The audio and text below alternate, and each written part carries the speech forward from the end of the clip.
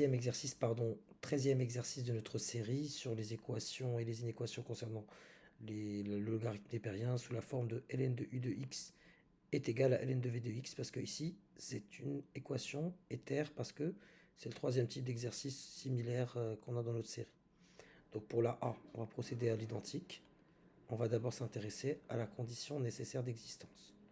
On doit avoir 2x moins 1 strictement plus grand que 0, pour x réel bien sûr, et x strictement plus grand que 0. Autrement dit, on doit avoir x strictement plus grand que 1 demi et x plus grand que 0.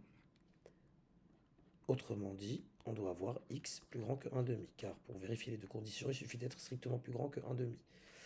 Donc soit x, passons à la résolution, soit x, notons S, notre ensemble solution, soit x, un nombre plus grand que 1 demi. On a l'équation ln de 2x moins 1 est égal à 2 ln de x, et là, on va tricher encore avec une formule magique, parce qu'on n'a pas encore vu dans le cours, et on va l'admettre pour l'instant. On a ln de a à la puissance b, je ne m'attarde pas sur les valeurs de a et b, est égal à b ln de a. Donc b ln de a est égal à ln de a à la puissance b. Autrement dit, mon équation est équivalente à ln de 2x moins 1, et ce 2 ln de x va devenir, en appliquant cette formule, ln de x à la puissance 2. Par suite, en introduisant la fonction exponentielle, mon équation devient 2x moins 1 égale à x au carré, soit x au carré moins 2x plus 1 égale à 0, ce qui est équivalent, ici on reconnaît l'identité remarquable, x moins 1 au carré, ça doit être un automatisme désormais, et ça m'amène à x moins 1 au carré égale à 0, si et seulement si x vaut 1, 1 est bien strictement plus grand que 1 demi, ainsi S égale au singleton 1, c'est-à-dire l'ensemble qui contient un élément, et cet élément c'est 1. Passons à la B. Pour la B, pareil, condition nécessaire d'existence. Attardons-nous sur ce point.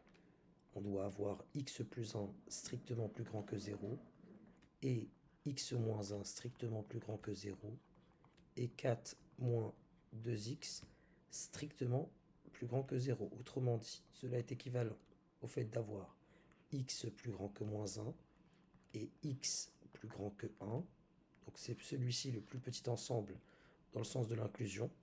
C'est-à-dire qu'il est inclus dans celui-ci. Il est plus petit, parce qu'il y a des éléments dans celui-là qui n'appartiennent pas à celui-ci. Bon, je me perds un peu. Et enfin, 4 moins 2x strictement plus grand que 0, donc moins 2x strictement plus grand que moins 4. Donc x strictement plus petit que 4 divisé par 2, c'est-à-dire x strictement plus petit que 2. Donc, si je représente ça, je dois avoir x plus grand que 1, mais plus petit que 2. L'intervalle considéré, donc l'intervalle qui donne sens à mon équation est le suivant.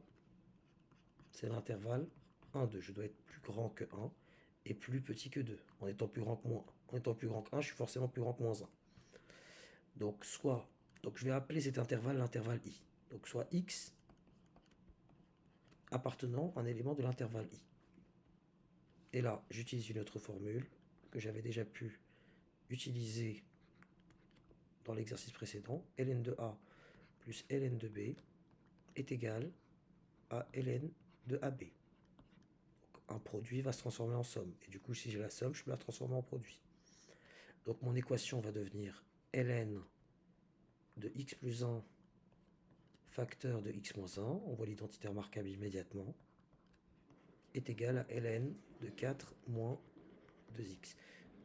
Équation qui est équivalente à ln de x au carré moins 1 est égale à ln de 4 moins 2x, soit, en introduisant la fonction exponentielle, à x au carré moins 1 est égal à 4 moins 2x, soit à x au carré, du coup moins 1 moins 4 moins 5, à x au carré plus 2x moins 5 égale à 0. Je calcule le discriminant ici. A vaut 1, B vaut 2, C vaut moins 5. Donc delta égale à b carré moins 4ac, autrement dit ab carré, donc 4 moins 4 fois 1 fois moins 5, c'est-à-dire 20, donc ça me donne 24. J'obtiens alors,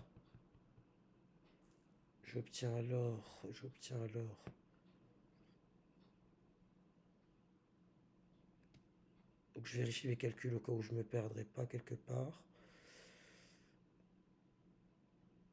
Moins 4, moins 1, moins 5, moins 2x plus 2x. Non, pour l'instant, je suis sur la bonne voie. Donc b carré moins 4ac, 4 moins 4 fois 1 fois 5, c'est bon. Ça me donne du coup positif et j'ai deux racines. x1 égale moins b moins racine de delta. Donc moins 2 moins racine de 24 sur 2, que je ne retiendrai pas parce qu'elle n'appartient pas à mon intervalle. Et x2 égale à 2 plus racine de 24 sur 2. Est-ce que je peux factoriser par 2? Oui, ça me donnerait du 2 fois, entre parenthèses, 1 donc